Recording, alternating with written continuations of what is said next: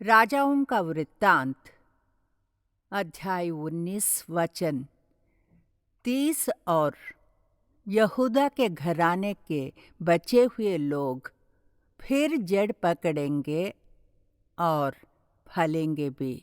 यही वचन फिर से इसी तरह यशाया अध्याय 37 वचन 31 में भी है।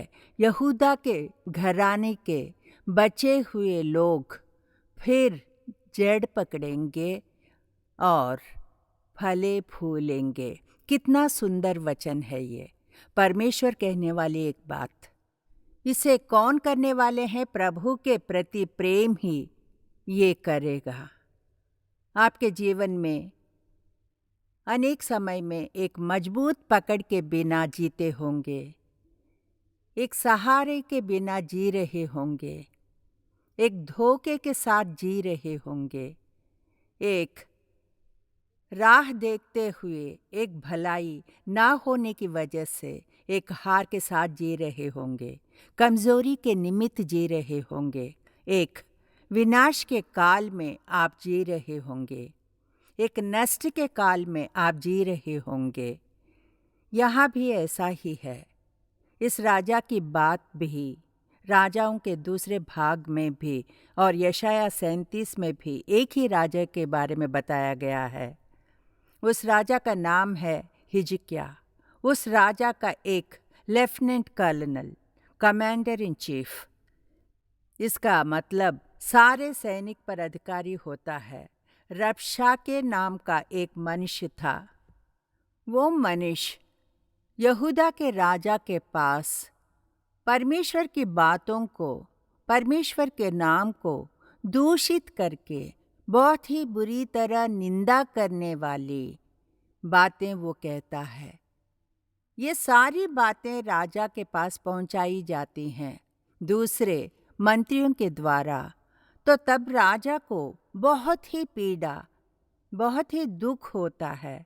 हमारे इस्राएली परमेश्वर यहोवा को इतना नीचा करके एक आदमी बात कर रहा है। इसलिए वो अपने वस्त्र निकाल के फाड़ कर, टाट ओढ़ कर यहोवा के भवन में जाकर बैठ गया।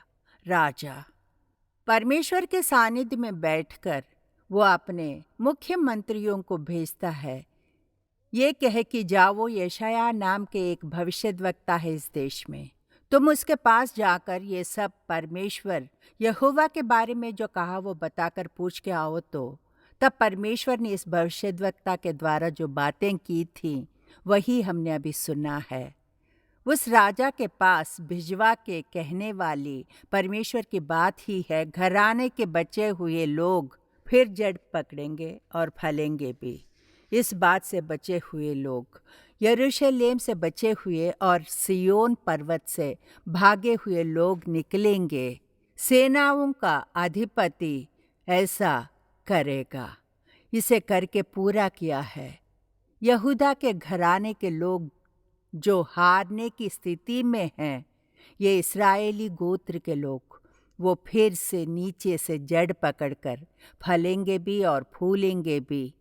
वो इस अनुभव में आ गए हैं। ये हम देख सकते हैं। जड़ माने क्या है?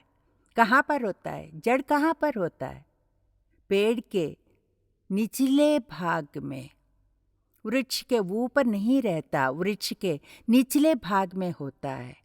इन जड़ों के बारे में साइंस बुक में बताया जाता है। 3 तरह की जड़ें होती हैं। एक को टैप रूट कहते हैं, वो एक टाइप का है। दूसरी वाले जड़ को फाइब्रस रूट कहते हैं, ये दूसरा है। अब तीसरी वाली को एडवेंशियस रूट कहते हैं। अब ये टैप रूट का मतलब है कि ये जो कैरेट होता है ना, वो कैरेट इस तरह लंबा होता है, लंबा सा, और खूब नीचे मजबूत, तंदुरुस्त, दृढ़ होके सीधा भूमि के अंदर जाता है। अंदर जा जा के कितनी गहराई में जा सकता है उतना जाता है। यही मुख्य जड़ होता है, यही एक मुख्य जड़ होता है। इसमें छोटे छोटे बालों की तरह उगता है, हेयर ग्रोथ की तरह छोटी छोटी जड़ें उगकर जैसे बाल उगते हैं, हेयर ग्रोथ की तरह छोटी जड़ें बढ़ती हैं। उसमें छोटी छोटी छोटी छोटी, इसका नाम टैप रूट है। फाइब्रस रूट जब कहते हैं तो गुच्छे की तरह वैसे ही बढ़ जाती है, सब एक ही जैसे लंबे होते हैं, एक से बढ़कर एक जड़ होता है। सब जड़ें लंबे लंबे लंबे लंबे चौड़े होके जाते ही रहते हैं। जहाँ जहाँ पानी होता है उस तरफ बढ़ते ही जाते हैं और उस पानी से अच्छी अच्छी न्यूट्रिएंट्स को लेता है। और अब तीसरे टाइप का जड़ जो है वो है एडवेंशियस रूट। ये पेड़ के नीचे के भाग में नहीं बढ़ता, लेकिन पेड़ की टहनियाँ, पत्ते, फल, फूल, ये सब उसके भाग होते हैं। एक पेड़ के विभिन्न भाग, उन भाग से बढ़ता है। कलम बांधने से या रोपने से नया उगता है, कहते हैं ना, वो क्या, जाइलम, वो एक पत्ते का नाम है। उन पत्तों को तोड़कर आप अगर उन्हें एक धागे से बांध के रख के देखिए, 1 हफ्ते के अंदर जड़ आते हैं। जड़ आने के बाद उनमें से पौधा बढ़ना शुरू हो जाता है। पीपल का पेड़ क्या है, ऊपर के टहनियों में से जड़ नीचे लटकते हैं। ये सब वो तीसरे टाइप के जड़ हैं। जड़ों में 3 तरह के जड़ होते हैं। इस जड़ का स्वभाव जैसा होता है, उस जड़ का दृढ़त्व, बल, सहद, वो जड़ ही उस पेड़ के लिए निचले हिस्से का बल है। अगर वो हेल्दी रहेगा तो वो पेड़ के ऊपर जो फूल होते हैं, फूल, पत्तियां, सब में समृद्धि दिखाई पड़ेगी। जड़ का स्वभाव जैसा होता है वैसे ही पेड़ के सभी भाग का तरीका भी ऐसा ही होता है। मतलब जैसा जड़ नीचे होता है वैसे ही ऊपर भी। नीचे का जड़ अगर खराब हो जाता है तो ऊपर का पेड़ भी खराब हो जाता है। जड़ को काट के देखिए, आप जड़ को काट के देखिए, वो पेड़ रहेगा या नहीं। जड़ के साथ उखाड़ देंगे तो वो पेड़ खड़ा रहेगा या नहीं, हरा भरा रहेगा या नहीं, नहीं रहेगा। नहीं, एक जड़ एक पेड़ के लिए बहुत ही जरूरी होता है, तभी वो पेड़ खड़ा रह सकता है। तूजा नाम का एक पेड़ है। उसकी पत्ती को तोड़ के रोपण करेंगे तो उसमें से नया पौधा आएगा। वो जड़ टूट गया तो हमारे घर में वो उस नाम का एक पेड़ रखा है। उस पेड़ के जड़ में कुछ खराबी आ गई है। वो जड़ खराब क्यों होने लगा था? अधिक पानी देने से, पानी दे देकर उस पर अधिक प्यार दिखा रहे थे। भर भर के पानी देने की वजह से वो सड़ गया था। उस पेड़ को क्या हुआ था? एकदम बुशी था वो पेड़, वो अब सूख गया था। जी, सूख गया था। मतलब अगर जड़ को काटते हैं या जड़ को तोड़ देते हैं तो तुरंत क्या होता है? वो पेड़ भी सूख जाता है। जड़ का मतलब क्या है? आत्मिक रूप से जड़ का मतलब क्या है? एक प्राण का निचला भाग। पेड़ यानी एक प्राणी, उसके अंदर प्राण होते हैं, पेड़ के अंदर जान होती है। मतलब वो पेड़ जो सजीव है, उस पेड़ को जिसमें प्राण है, वो पेड़, वो उसका निचला भाग बन के है। अच्छी तरह गौर कीजिए, यही फाउंडेशन है। जिस तरह एक पेड़, एक वृक्ष अपने प्राण को, अपनी जान को प्रत्यक्ष दिखा रहा है, उस प्राण के लिए वो जान जड़ बन के नीचे है। आत्मिक रूप से कुलसियों के नाम पौलुस प्रेरित ने जो पत्री लिखी थी उसे वो इस तरह बता रहा है। पौलुस प्रेरित इस तरह बता रहा है, अध्याय 2 और वचन 6 और 7 को अगर हम देखेंगे तो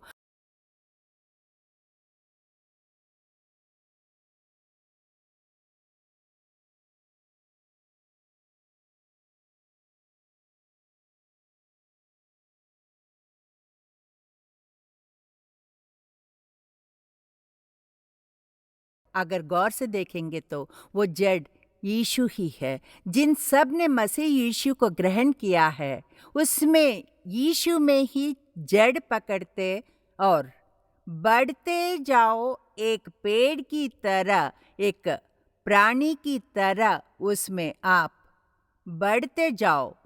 अगला वचन हमें बताता है कि जैसे तुम सिखाए गए वैसे ही विश्वास में दृढ़ होते जाओ और अधिकाधिक धन्यवाद करते रहो। कितने लोगों को विस्तरित होने में दिलचस्पी है, सब में बढ़ने की दिलचस्पी होती है। यहाँ पर जो सबकी दृढ़ इच्छा है, इस कार्यक्रम को देखने वाले सब लोग की इच्छा क्या है? जिंदगी में आगे बढ़ना है। जब पेड़ के लिए बीज बोते हैं तो सोचेंगे कि बीज में से पौधा निकलेगा, बड़ा होके वृक्ष बनना है और अधिक से अधिक फल देना है, फलना है, फूलना है। यही इच्छा होती है। तब आपके जीवन में बढ़ना है तो यीशु में आपको चलकर यीशु ही आपकी नींव का जड़ बन के दृढ़ होकर जब खड़े रहेंगे आप, तो आप जिसका विश्वास करते हैं, जिस पे यकीन करते हैं, उसी तरह आप भी बढ़ेंगे। हालेलुया कहें, हालेलुया। मतलब मसीह यीशु ही वो नींव है, यीशु ही वो नीचे का भाग है। जिस तरह पेड़ का निचला भाग जड़ होता है, उसी तरह एक मनुष्य का, एक प्राणी का निचला भाग यीशु ही रहता है। हालेलुया कहें। संसार की सृष्टि ऐसा क्यों बताती है? यीशु कैसे निचला भाग बन के रह सकता है? प्रश्न अनेक हैं। संसार के लोग इसी तरह प्रश्न करेंगे, how can you say that Jesus is the root? आप कैसे कह सकते हैं कि यीशु नीचे के भाग हैं? मैंने नहीं बताया है, पवित्र ग्रंथ बता रहा है, पवित्र आत्मा परमेश्वर बता रहा है। यही स्थिर किया गया है, यही निर्धारित किया गया है, भविष्यवाणी की तरह बताई गई है। ये वचन पूरा भी किया गया है। वचन बताता है, प्रकाशित वाक्य अध्याय 22:16 वचन बताता है,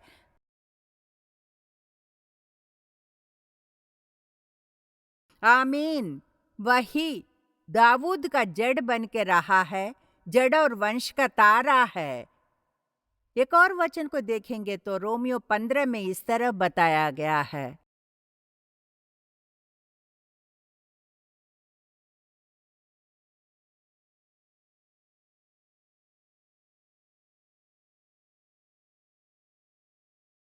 जो यीशु को नहीं जानते वो भी उस पे आशा रखेंगे, क्योंकि आरंभ में ही बताया गया है कि ईसाई की एक जड़ प्रकट होगी और अन्य जातियों का हाकिम होने के लिए एक उठेगा और अन्य जातियां उस पर आशा रखेंगी।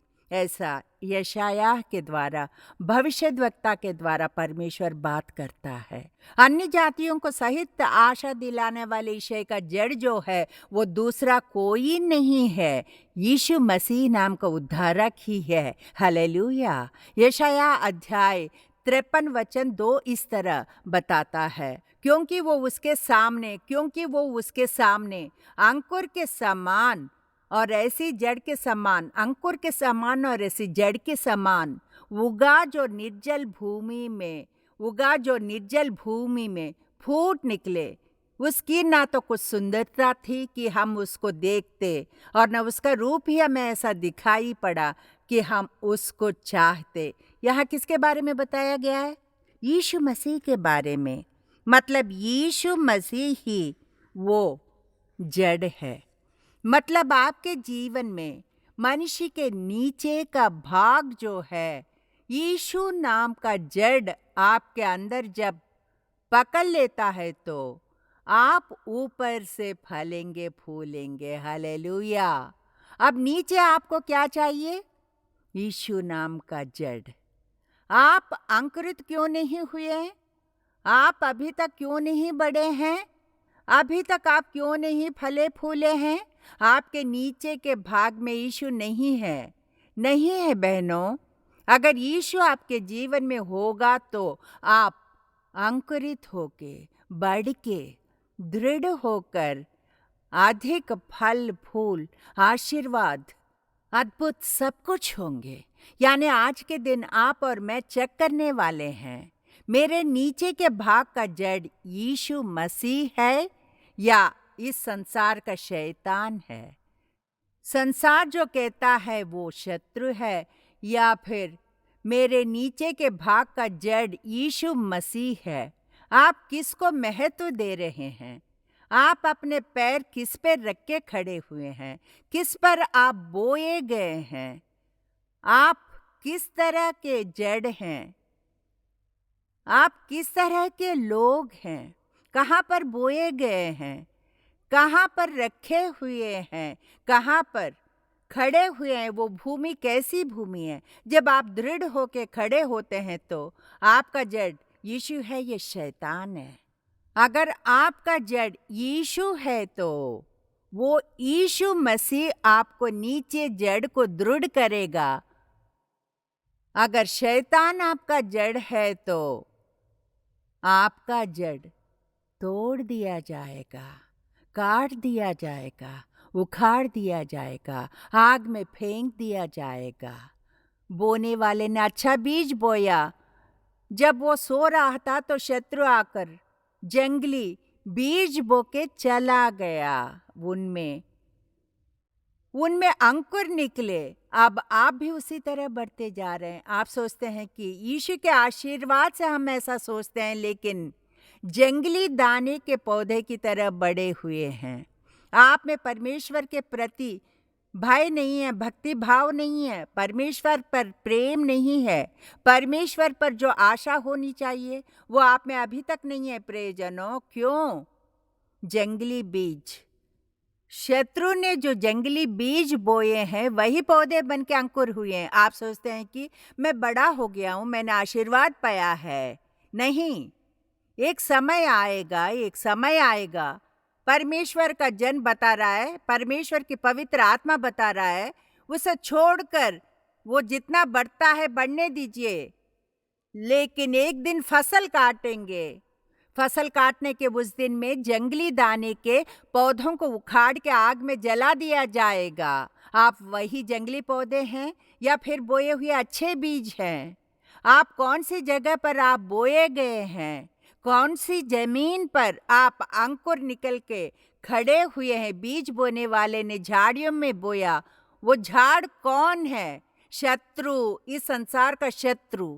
आपके चारों ओर जो है ना, TV, Facebook, YouTube, Twitter, Instagram और कई सारे ऐप्स, न जाने कितनी चीजें हैं, सब एक ही बातें, सब बुरे कार्य, अशुद्ध बातें, ये सब कांटे हैं। कांटे, आपको घेर के रखने वाले कांटे। चर्च में आते ही बीज बोया जाता है, परमेश्वर का वचन आता है, परमेश्वर का वचन वेदी से निकल कर आता है। जब वो आता है तो आपको चुभता है, आपके अंदर बोया जाता है। वचन को आपके अंदर जब बोया जाता है तो तुरंत आप में एक शक्ति आ जाती है। लेकिन झाड़ियों में बोए जाने की स्थिति जब आप संसार में जाते हैं तो इस संसार की इच्छाएं, लव अटैक्स, मोह की बातें, संसार की सारी अट्रैक्शंस आपको जब आकर्षित रूप से आकर्षित करती हैं तो वो कांटा है। प्रियजनों, आकर्षित करने वाली ये सब चीजें आकर्षित करने वाले कांटे हैं। सिनेमा देखना है तो बच्चों को बहुत पसंद है।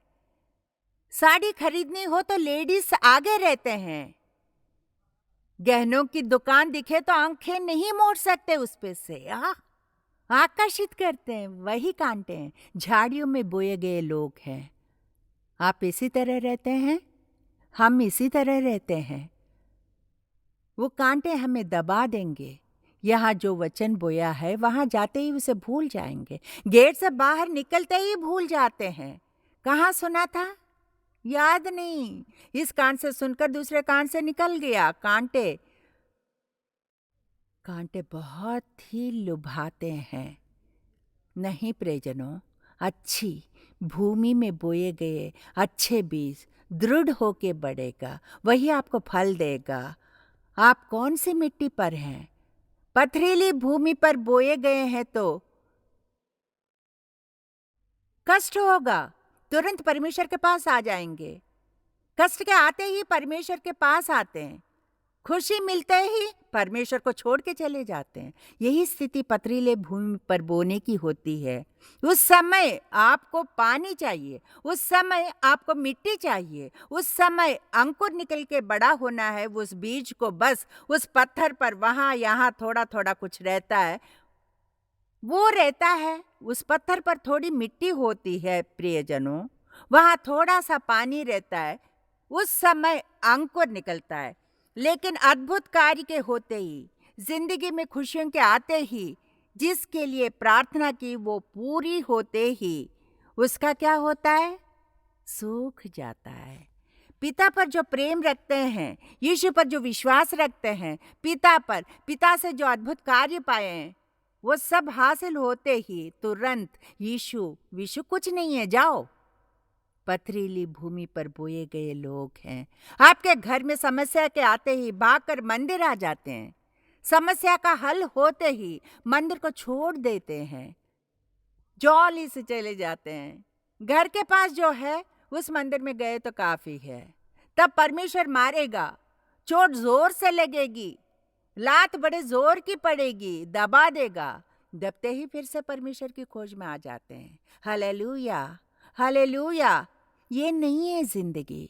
एक जगह पर जड़ स्थिर से पकड़ के वो अंदर तक जाके उसे जो पानी की जरूरत है, उसे नीचे के उस भाग से लेकर उस पानी को लेकर वो उसमें से जो अंकुर निकल के पीपल के पेड़ की तरह बहुत बड़ा वट वृक्ष बन के विस्तरित होना चाहिए। उस पर कितने तोते पक्षी, कितने पशु उसकी छांव में रहते हैं। आपको दूसरों के लिए भी लाभदायक होना चाहिए प्रियजनों। दूसरों को आपके द्वारा लाभ पहुंचाने के लिए ही यीशु नाम का निचला भाग आपका आवश्यक है। हालेलुया।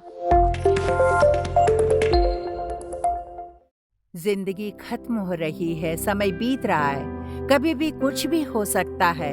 इस भय से क्या आप भक्ति के साथ परमेश्वर के जड़ पर, यीशु नाम के जड़ पर, उस जड़ पर आप खड़े हैं कि नहीं? जो अच्छे फल नहीं देते वो सारे पेड़ काट के आग में डाले जाते हैं। हालेलुया। नीचे से जड़ पकड़ के ऊपर फल देने का एक अनुभव। राजा आ रहा है, तुम्हें दर्शन देने राजा आ रहा है। आप उसका दर्शन करने के लिए तैयार है कि नहीं? आपको बुलाकर ले जाने वाला है। तुम्हें बुला के ले जाके तुरही बजाने का समय आ रहा है। वो बहुत ही समीप है। आपके नाम लेकर बुलाने पर आपकी आंखें उसे देखने पाए, उसके मार्ग में आपके पांव चल सके, उसके लिए अपने हाथों को काम करने दीजिए। आपकी सोच उसी की सोच में लगी रहे। आप हर पल उसी के बारे में सोचते रहिए। आपकी बातें, आपकी सांसें बस यीशु यीशु यीशु कहते रहें। राजा आपकी सुधि लेने आ रहा है प्रियजनों। कुल्हाड़ी जो है वो पेड़ के तन के पास ही रखा हुआ है। हो सकता है कि आप बुरे पेड़ हो, काटने की स्थिति आ गई है, आग में जला देने की एक परिस्थिति आ गई है। लेकिन अच्छा पेड़, खूब फल फूल देने वाला पेड़, परमेश्वर के लिए खड़े रहने वाले पेड़ अगर आप हैं तो वो कुल्हाड़ी आपको छुएगा भी नहीं। वो तुम्हें काट के आग में नहीं जला देगा। आप खड़े होकर अधिक फल दे सकेंगे प्रियजनों। अच्छे फल का स्वाद वो चख सके। जब राजा आएगा तो, आपका प्रेमी आएगा तो अधिक फल देखकर आपके पास आपको बुलाकर अपने साथ ले जाएगा। खेत में चलते हैं चलो कह के बुलाएगा। वहां पर प्रेम से रहेंगे कहकर आपका प्रेमी, आपका राजा आपको बुला के ले जाएगा। ऐसा अनुभव अगर आप करना चाहते हैं तो अभी से सोचना शुरू कर दीजिए, कार्य करना शुरू कर दीजिए। कार्य में अपने सत्कार्य को प्रकट करिए। दुष्कर्म का नाश हो ऐसा कह के अपने दाएं हाथ को सर पर रखकर, पिता मेरे अंदर जो दुष्कर्म है उन सब का नाश हो, बाहर निकल जाएं, वो सब जला दिए जाएं। ऐसा हम अभी प्रार्थना कर रहे हैं परमेश्वर। हमारे अंदर जितने भी दुष्कार्य हैं वो सब यीशु की आग से जला दिए जाएं, यीशु के लहू से पवित्र बना दिए जाएं। हमारे पाप से हमें क्षमा करके हमारे अंदर सत्कार्य लाने की, हमें अच्छे फल देने की क्षमता रखें। इसके लिए सहायता करने वाले तुझको स्तुति देते हैं, सहायता करने के लिए तुझे स्तुति देते हैं। सारी स्तुति, आदर और महिमा तुझी को देते हैं। यीशु मसीह के नाम में प्रार्थना कर रहे हैं हमारे अच्छे पिता। आमीन, आमीन। God bless you.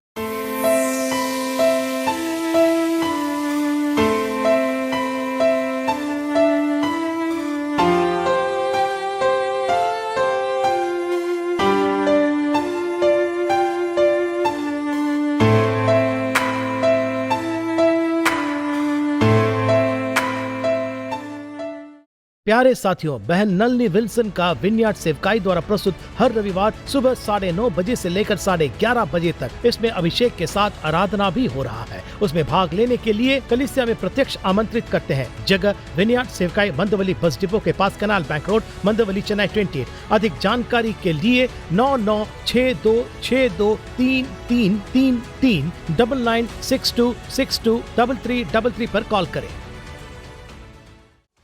बहन नलनी विल्सन का विनयार्ड सेवकाई द्वारा प्रस्तुत लगातार प्रार्थना, नॉन स्टॉप प्रेयर, हर दिन दोपहर 12 बजे से लेकर 1 बजे तक आपको लगातार प्रार्थना के लिए प्रत्यक्ष और ऑनलाइन के द्वारा आमंत्रित करते हैं। प्रत्यक्ष आने वाले number 7 South Canal Bank Road, Mandawali bus depot के पास में, मंदवली, चेन्नई 28 पर आए। ऑनलाइन आने वाले अधिक जानकारी के लिए 9962623333 पर कॉल करें।